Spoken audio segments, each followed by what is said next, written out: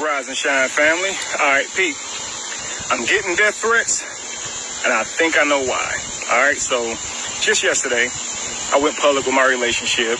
That relationship is not monogamous. It is very much polygamous. That's right. I have two ladies. Now, for some reason, I'm getting a lot of death threats from women in my inbox, and they're threatening to take my life, right? To kill me, right? Set me on fire. All kind of crazy stuff. And I know a lot of you guys are probably going to laugh at that, but I don't take that lightly. I just saw a video earlier today where a girl was putting gasoline in the guy's car. She sets the match and damn near blew her own head off, trying to set this man's car on fire. She was successful. She ended up getting up and running off, but this man's car is left in a blaze now, right? We've seen it many times, man. Cars getting scratched up, all kind of crazy stuff. So if I'm getting death threats, I'm very much going to take it serious. I was just telling my young prince earlier, right here, just telling my man earlier, it don't matter who behind that gun. And that trigger pulled, it's going to do that same amount of damage, right? So I don't play those type of games. So believe me, I will call the police on you. Now I'm going to explain what you're likely going through mentally, right? But I am going to call the police on you too. You know what I mean? I got to protect myself, right? But I got to get you help too. So just know that if you're sending me death threats, I screenshot everything. You will be a suspect, and I will call the police on you. I'm not playing. All right, but here's what you're going through. I don't know if you guys ever heard of imprinting, okay? Young animals, right? When the first person or animal that it sees, it looks at it like it's mother, and it'll copy it, right? So a good example of this is when a man or woman gets in front of ducks, right, or geese, when they've just hatched, right? Those ducks or geese begin to follow them around, just like they would normally follow their mother, right?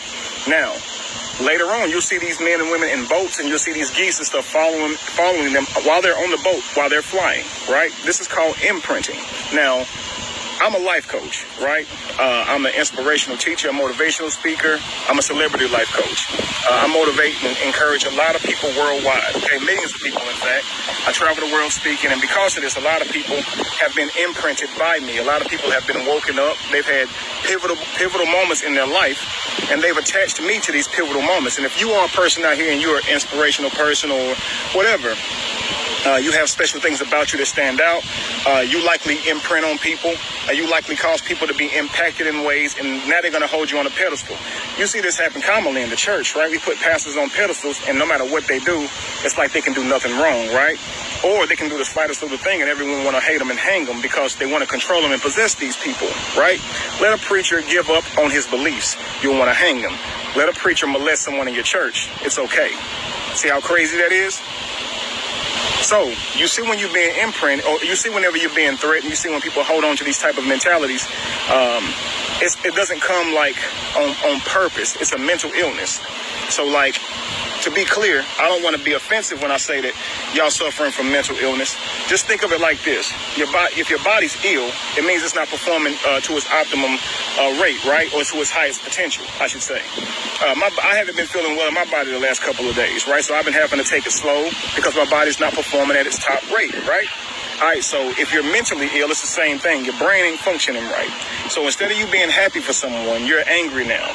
Instead of you moving on, if you had these hopes of being with me, right? Instead of you moving on like a normal brain would, you're now going to harbor hate, right? And want to get vengeance to make yourself feel better, which means bring pain to that person. That is a mental illness, and you need help, seriously. That's what's happening in your brain.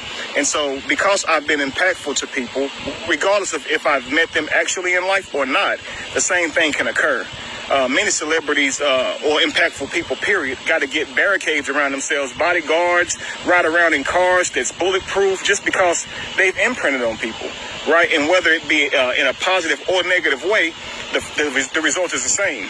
All these people can do is think about you, whether it's positive or negative. So while there's going to be people who praise your name and the things that you've done, there's going to be people who curse your name, right? And hate the things that you've done. And no matter what you do, it's not going to be right because it ain't with them. You understand? So I want you guys to be careful and be mindful of this. If you're a teacher and you out here trying to change the world and move people in a magical way by making the world better, please understand this will happen to you. So don't think it's all jokes, man. For real. People imprint on you, and dudes do it too. I've imprinted on males and females alike. Guys do it by the way that they'll say they'll die for you. Never met you before in their life. right? But that's all that loyalty that they see to present, piss them off. Move in a way they don't want you to move, and it turns into hate, and they want to murder you. It's the same thing. It happened to me when I was young. My bad. When I was young or whatever, when I first started going to church, my pastor imprinted on me. He meant the world to me. He was like my father. I mean, he showed me and said things to me and taught me things that my own father didn't, and he meant a lot to me. I wanted to be just like him. That's what happens. But never put people on a pedestal. You need to understand that people are human, and they're not going to move like you want them to move. You don't have control over these people. You understand? Take what's good from them that impacts you, and the rest, don't take it all. But if you're trying to hold somebody accountable to how you think they should be living, you've made the mistake. I'm telling you. The mistake is made on your part, because now you're trying to hold that person hostage to what you've imagined. And you wouldn't want anybody doing that shit to you, right? All right, so get over it. Move on.